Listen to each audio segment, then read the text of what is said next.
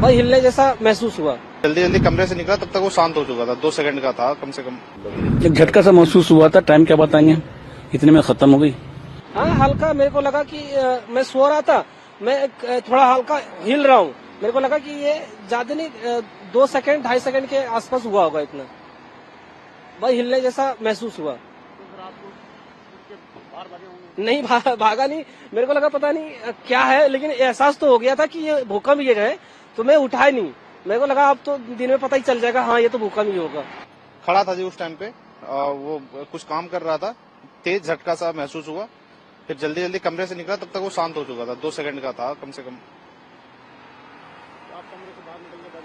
कमरे से बाहर निकल के भागना चाह रहा था, लेकिन मैं ऊपर रहता हूँ तो वहां से फिर जल्दी निकल नहीं सकता था, तो इस वजह से मैं वहीं पे रुका रह गया। तब तक वो शांत हो चुका था। कब 5:25 पाया था, महसूस हुआ था, बदन हिल गया था। मैं सो रहा था गाड़ी पे, फौरन उतर गया।